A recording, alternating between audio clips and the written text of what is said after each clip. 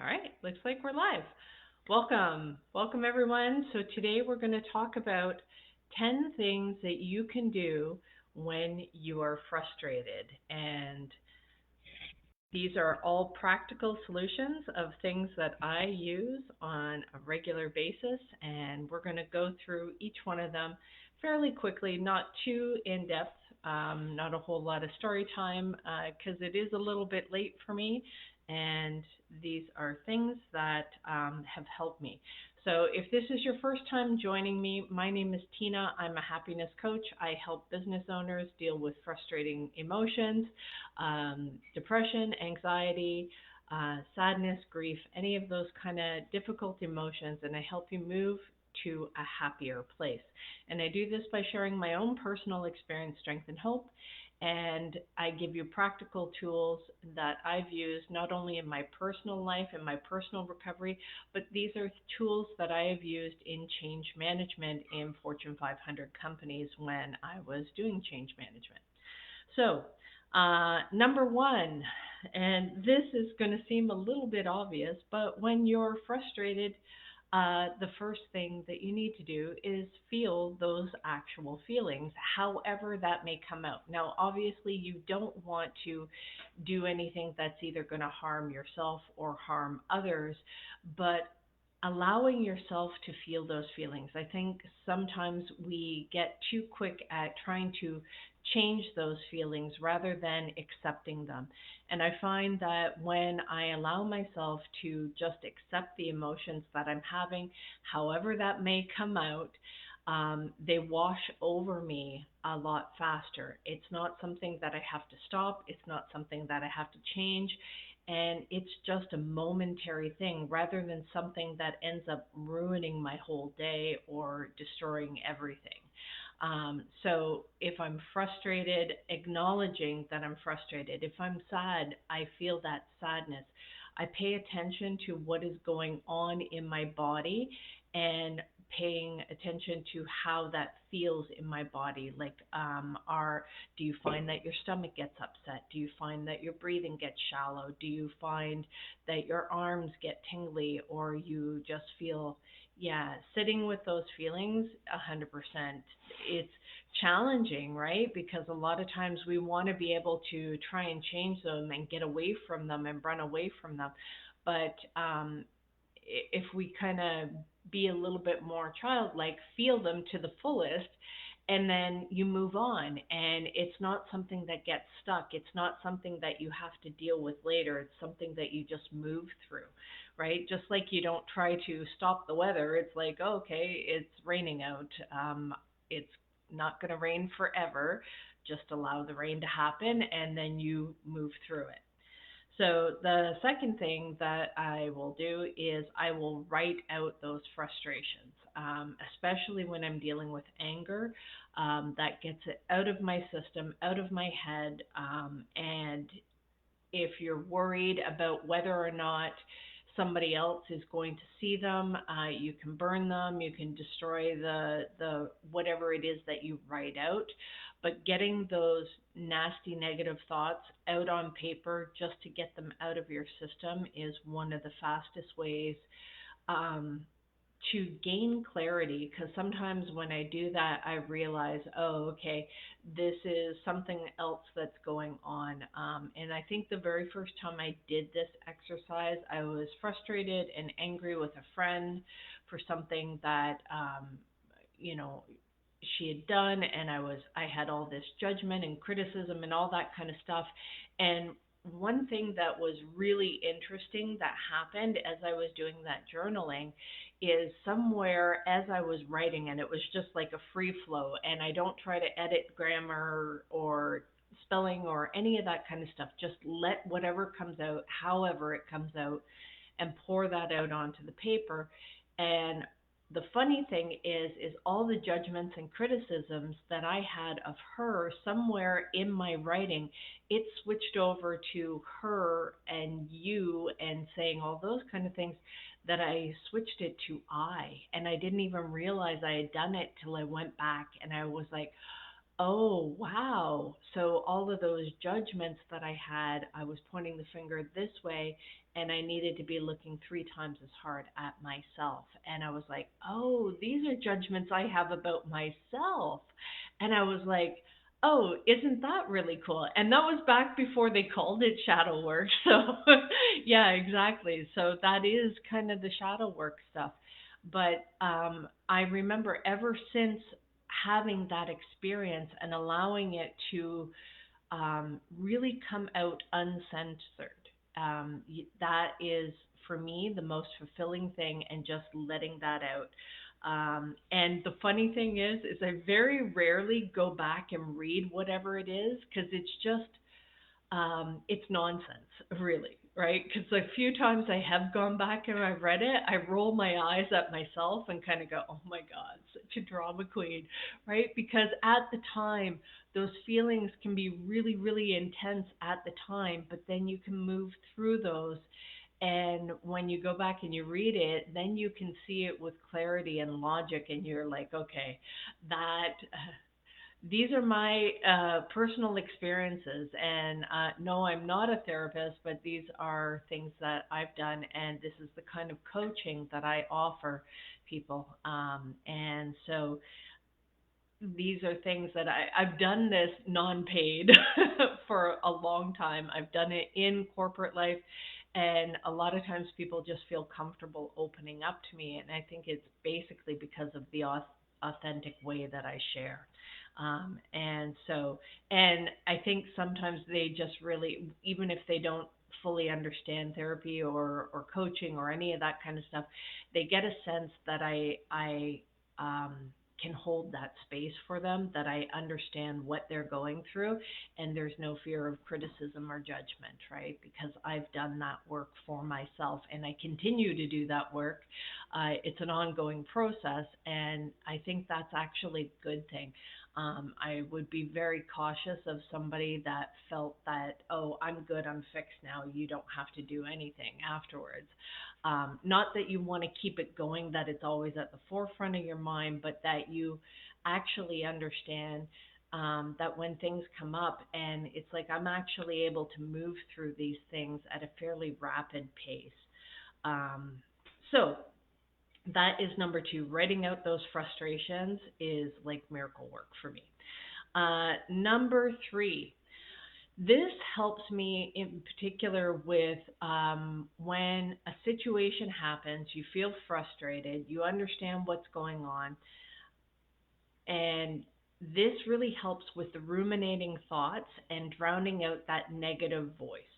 And I literally drown this out by putting on, like, I have this YouTube video and it's just straight rain noises. And it's like there's no thunder, it's just rain. And I put on both earbuds. Hey, Dr. Natural. I put on both earbuds and I turn it up full volume and I just continue on doing whatever it is that I'm doing, because what that does for me is it helps drown out and I can't think of anything else. It just soothes and calms me. And it's like I visualize that as rain washing away whatever frustration, whatever negative energy is on me.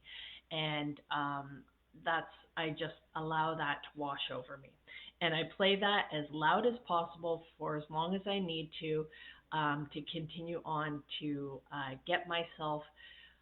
And I think why this helps so much is it allows me not to attach a story to that situation. Like, oh, that person did this and therefore they must hate me. I'm a bad person. Any of those kind of negative thoughts, or I'm not good at this, I'm terrible, blah, blah, blah. Whatever it is that we all have, that negative voice track that we've picked up along the way, either from our childhood or a previous work environment, a relationship, or something like that, that somebody else has done something, maybe planted seeds. And then what happens when we're going through tough times is we have a tendency to take these negative things that have been communicated to us, those seeds that have been planted, and we take and we continue where the abusers or the criticizers have left off, and we start turning that inwards.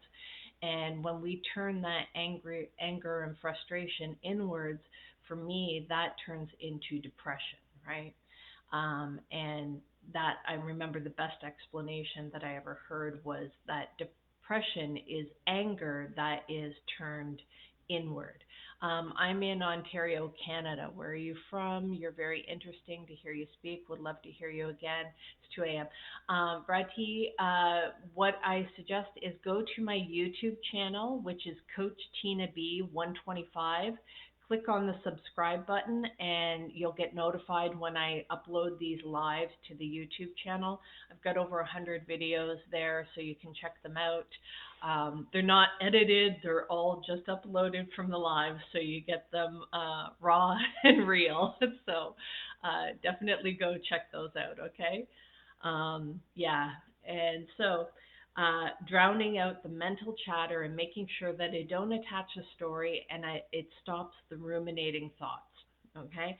And it allows whatever situation that I was feeling, whatever frustration that I was feeling, not to take that on or internalize that, and I let that go. Number four is I refocus. What is it that I was doing before that upsetting situation? Thank you. Thank you, Bratty. I'm very glad that you were able to pop in tonight, and I hope you come back. I'm here every night, various times, but every day for sure I show up and do a live, okay? So number four, refocus on what it is that you were doing before the upsetting situation. Whether, and I've done this many times at work. You get that email and it's from that department and it's that snotty coworker that just is talking down to you or whatever. You get frustrated, you get pissed off. You're like, okay, and it can be easy to go off on a tangent. It can be easy to get distracted and focus or want to fire back. But it's like setting that aside, taking a few deep breaths, and kind of going, okay, what is it that I was doing before this bullshit happened to me? Whatever it is, right? And it's like, okay, that's what I'm going to focus on. That's what I'm going to really put the blinders up to make sure that I'm not looking at anything else. What is it that I was focusing on, and just fucking do that. That's it. And what that allows for me is allows me to take my power back, not get sidetracked by other nonsense that other people are trying to project their stuff. Um, and just like when I do my inner work and I realize, like in when I was doing that journaling, when I do that inner work, it's really those criticisms, those judgments that I had that I was projecting outward on my friend were really judgments and criticisms against myself. And when I realize that, I work on that for myself. And I also can realize that when other people are doing that stuff, that is their own judgments and criticisms that they are projecting outward on, and it's up to me whether or not I take that on. Now, if something happens and I do take that on, I do get triggered, that is just a 20% is from what's going on in this particular moment. 80% is some other issue that has been undealt with from the past. And it's up to me to determine whether or not I want to believe that. If it hurts, then I believe it to be true and I am upset by that. Or it's another situation that it's coming up that is required healing. And so when I actually pay attention to what it is, oh, okay, this is something I know where this comes from. This is similar to this other situation. And now that I understand where it is, I can break that chain, break the tie from the behavior and the frustrations and the feelings. So refocus and being able to contain yourself and take that power back so that you don't get sidetracked is something that's really important. You'll start to feel more in control. You'll feel more focused and back on track, that you don't lose your power, right? And you don't give away your power by being reactive. So refocusing on what were you doing before this shitty situation happened, right? And then number 5 is to change your scenery. Okay. So this can be something as simple as going to a different room.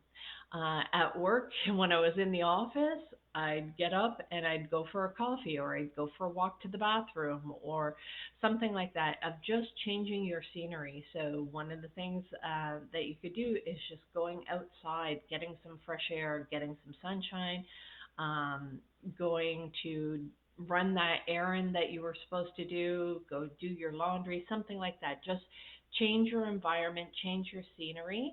So it's a physical detachment from the situation. It's that taking that step back. Okay. Number six is go and do something productive for yourself. Something that you've been wanting to do, that you know that you need to do, that you want to get done, and the sense of accomplishment and being able to focus on that and knowing that you got that thing done redirects the focus from frustrating situations that maybe you can't control, that you're upset about, to focusing your energy onto something that actually benefits you and makes you move another step forward. Rather than getting mired down and stuck in the mud with all the other drama, right? Um, so, doing something productive that that is just for you, right? So whether that is now, if it's something that it benefits somebody else, but it's one of those things that's been on your plate that has just been eating away at you, that you haven't gotten around to, that, and you finally get that off of your list, then that is a good productive thing for you. If it's something that you've been meaning to focus on for yourself, but you've been so busy focusing on everybody else, hey, pleasant morning to you as well. Um, so if you're focusing on everybody else and you're always doing that kind of stuff, taking that time back, maybe it's an hour, a half hour, whatever it is, doesn't have to be a huge thing, however long that you feel, and just focus on something that is for you, that will benefit you, rather than focusing on the frustration and the irritation of the things that you cannot control. Um, Number seven, this is a good one too. So when everybody else is like, some days it feels like, people are just going out of their fucking way to piss you off or drive you crazy, and they're just getting on your last nerve. And number one, when that situation happens, I know that it's usually something going on for me, and that usually doesn't happen for me unless I fall into one of the five halt stages, which is, am I hungry? Am I angry? Am I lonely? Am I tired? Am I sick? Any of those five things, if it is, then I know that the reactions that I'm having are exaggerated. Um, they're not a true reflection of who I am and how I feel, that I'm just a little bit more susceptible and a little bit less resistant uh, or less resilient to the situations of daily life, right? So when I focus on fixing one of those five things, hungry, angry, lonely, tired, sick, if I focus on fixing those, then I find that whatever frustrations, irritations that I had dissolve on their own, right? So, number seven is to redirect my focus and focus on thanking someone who has been supportive of me, who is been kind to me, and that could be something that somebody is doing right now today, like maybe it's a server, they smiled and they brought you your coffee, or the checkout lady was chatty and was very friendly to you. You could just thank them for being friendly, for being kind to you. Somebody holds the door open for you. Somebody, maybe it's nobody in your present field, but you remember somebody from your past that was really kind to you and you never really thanked them for it. And it's like, go out of your way and say, hey, you remember this time that you did this thing for me? I just wanted to say, you know what? Thanks. It really meant a lot for me when you did that. I know it's kind of out of the blue, but I just wanted to thank you for it. Doing that is kind of like a practice of gratitude.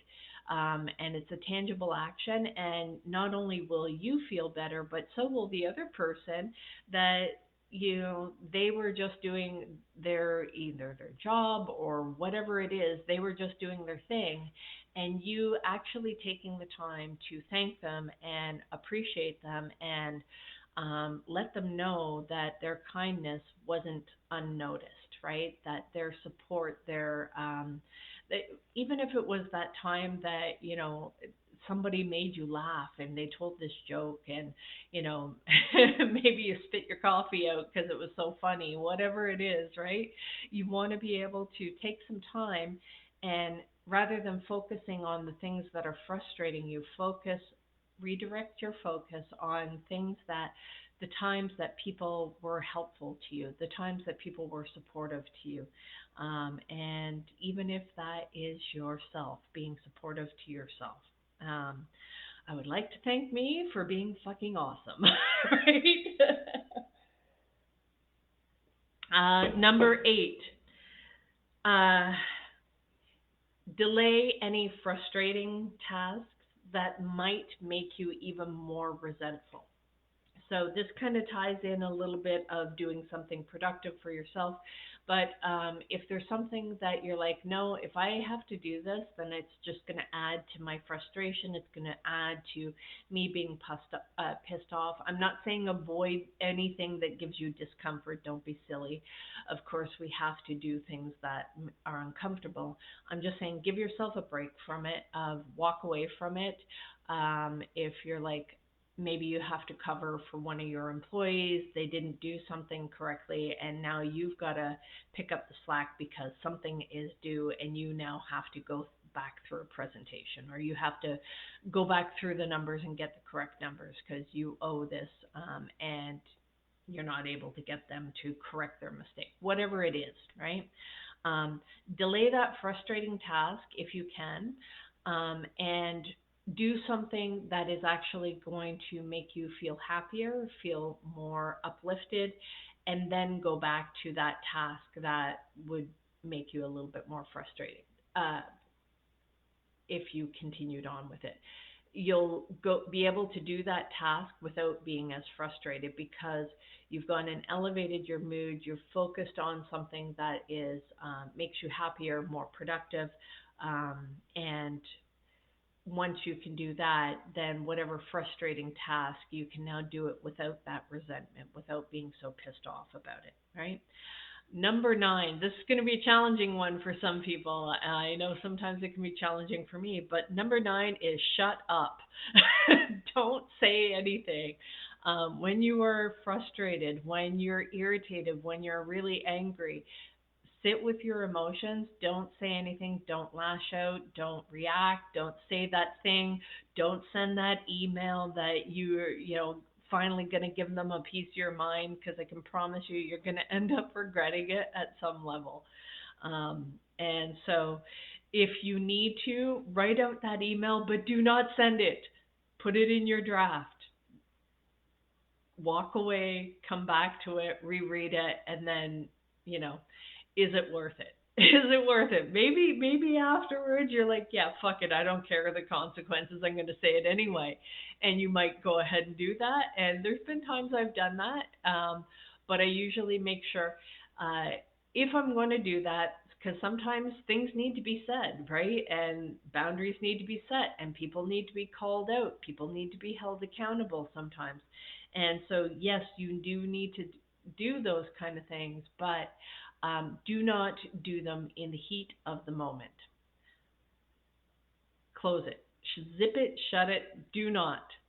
STFU. Shut the fuck up. Don't add to it because you're just going to cause more drama for yourself. You're going to cause more pain, more frustration, and more cleanup, more damage, right? So being able to take that step back, take a look at it, and then come back to it when you're not in the heat of the moment so that you can actually um, make sure that when you're making that point, that it's from a place of logic, a place of kindness, a place of something that you're not going to have to come back and apologize for the words that you said in haste and frustration and anger, because those things, it's like, have you ever heard the story of the boy that was told to go hammer a bunch of nails in a piece of wood every time that he was angry? And then his father told him to remove those nails from the wood, and as he was removing the nails, to say that he was sorry. And so when the boy was looking at the wood, he saw that the damage had already been done, and even though he said sorry, it didn't actually fix it. So you might be able to patch it up, but some things you can't unsay, right? And you can't um, undo the damage. So it's better an ounce of prevention, especially in this particular area, especially when you're frustrated and angry, is not to speak. So number 9 is definitely shut up. Go write, go journal, go do something else, but don't speak when you're heated. Okay? Number 10, and the last one, is to be present. A lot of times our frustrations and our angry feelings are because we feel this situation is going to last forever. And it's when we feel like something is going to last forever. It's like, this is never going to get any better. This is always the way it is. They always do this. They da da da. Whatever it is that's running through your mind, it's not something that is in the present moment. Your future pacing, you're based on past experiences. So you're pulling your past and your future into the present moment, and you're just like losing it, and you're not really grounded in reality. So being present of like, hey, asking yourself, if this was the only time this situation ever happened and this never happens again in the future, would I be as frustrated right now? Would I be as upset?